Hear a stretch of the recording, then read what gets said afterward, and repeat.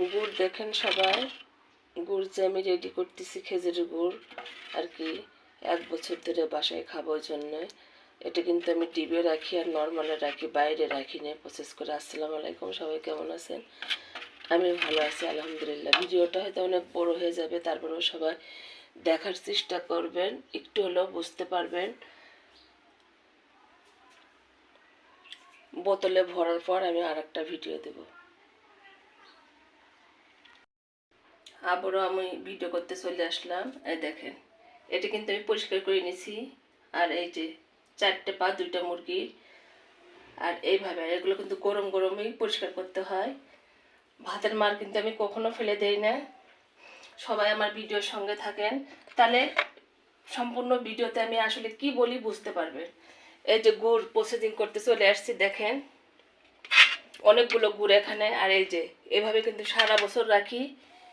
আর এই যে দুপুরকার রান্না করব সেগুলো কিন্তু রেডি করে দিয়েছে। আর যে হাজব্যান্ড গরুর মাংস নিয়ে আসছে অনেকগুলো, কিন্তু একবারে কিন্তু খাই না, মেহমান এলে খাওয়া হয়।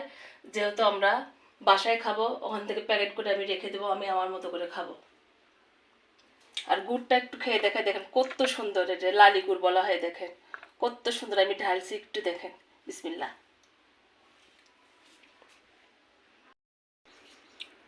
আবারও গুড়ের কাছে চলে আসলাম, যেহেতু আমি পানি দেব। এই লালিগুলো কিন্তু আমি ঢেলে দিব, যে পানি দিয়ে দিচ্ছি। দেখেন আরও পানি দেওয়া লাগবে, সেটাও আমি দিয়ে দিব। আসলে যে না করেন আগে করেননি কখনো, সে কখনো বুঝবেন না। আচ্ছা, সব রেডি করে নিচ্ছে আবারও সুন্দরভাবে। হাজব্যান্ড যে কখনো এসে কথা বলে আমি আসলে বুঝতেই পাই না। যখন আমি আর কি ভিডিও করি তখন ওনার কথা বেশি হয়, ডাক বেশি হয়। এ গল্প ও গল্প করতে মন চায়, এটা কার কার হয় একটু বলবেন। আবারও দেখায় লালি গুড়, দেখেন এটার মধ্যে কিন্তু দানা পড়ে গেছে। আর এটার মধ্যে আমি কিন্তু সব গুড় ঢেলে নিছি। যেহেতু গুড় কীভাবে রাখি সেটাই দেখাবো। দেখেন এক বয়াম লালি ঢেলে দিছি, আমি গুড়গুলো সব ঢেলে দিছি। আর এই যে এই দুটো রাখি আমি, অনেক সময় দেখা যায় ভাপা পিঠে বানায়, অন্য কিছুর সঙ্গে খাই, ওই জন্যই রাখা। সুন্দরভাবে নেড়েচাড়ে দেওয়া লাগে, সেটা আমিও করবো বারবার করে। এইটা করতে আমার 2 দিন লাগবে সময়। রান্না কিন্তু হচ্ছে, এদিকে দেখেন গুড় দেখানোর জন্য কিন্তু ভিডিওটা করা। সব ঠিকঠাক মতো দেখে নেই। দেখেন ভিডিও করতে করতে হাজবেন্ড এখন বলে যে আমাকে আমার ক্ষুধা লাগছে, সেটাও আবার রেডি করলাম। আর এই বোতলগুলো কিন্তু আমি দেখানোর জন্য এখানে রাখছি, এভাবে তো রাখবেন না। এই যে এরকম করে কিন্তু আমি প্রসেসিং করে রাখি। দেখাই দেখেন, এই দেখেন গরম রাখছি দেখে একটু সমস্যা হয়েছে, এভাবে কেউ রাখবেন না। সরে আমি আপনাকে সরাই দেখাই, গরম যেহেতু আপনাদের বোঝানোর জন্য এগুলোকে কিন্তু আমি রেখে দিব। আর এই যে আমার রান্না হচ্ছে, গুড় হচ্ছে, এই দেখেন প্রত্যেকটা জিনিস কিন্তু আমি ঠিকঠাক মতো বলার চেষ্টা করি।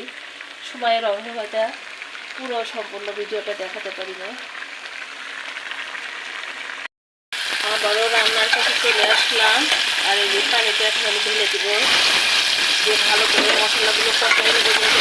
মশলা করবো। আর গুড় সম্পর্কে কথা বলি, এই দেখেন আজ দেখছেন এভাবে কিন্তু গুড়ের আজ দেওয়া হবে না, যেহেতু আর কি বলক উঠবে এখন দেখতেছেনি, তখন কিন্তু আমি একবারে ছোট করে দিয়ে রাখি, যাতে বলকটা আসলে গুড়টা আমার না পড়ে যায়।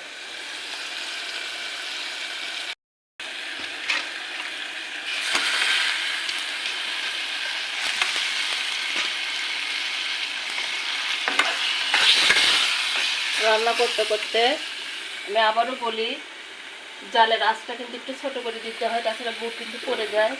আর এই যে হাজব্যান্ড আমার মাংস নিয়ে আসছে, এটা এখন আমার ফ্রিজে তুলতে হবে। ফ্রিজে তুলে আবার আমি ভিডিও করতে আসবো। পানি দিয়ে দিব মাংসের মধ্যে, দিয়ে তারপরে কিন্তু আমি তেলানি দেবো এটা। আর যে গুড় কিন্তু আমার হচ্ছে ঠিকঠাক মতো, যে মাছ চচ্চড়ি হয়ে গেছে। আর এই দেখেন এখানে যেহেতু 2.5 কেজি মাংস, এই দেখেন 3 ধরন করে আমি তুলছি রান্না করার জন্য।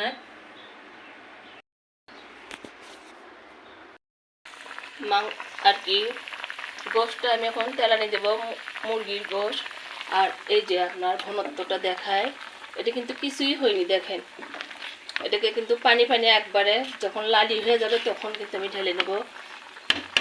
আজকে এই পর্যন্তই রাখলাম, যখন আবার বোতলে ভরি লালি হয়ে যায় তখন আপনাদেরকে দেখাবো।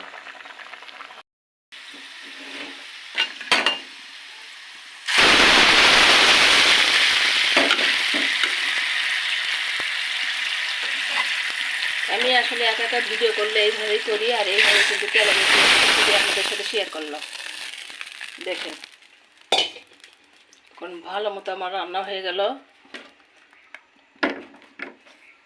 একা একা কিন্তু সব কাজ করা যায় না, সেটা আমার সব কাজ করা যায় না, সেটা আমার বেলাও হয়ে থাকে। দেখেন সুন্দরভাবে কিন্তু আমার রান্না ঠিকঠাক মতো হয়ে গেল। আর এই যে খেজুর গুড় কিন্তু জাল হতিছে ঠিকঠাক মতো। যখন আমি আবারও বলি বোতলে ঢালবো তখন আমি শেয়ার করব। 2-1 দিন পর ঠান্ডা করে ঠিকঠাক মতো লালি হয়ে গেলে তারপরে কিন্তু আমি ঢালি।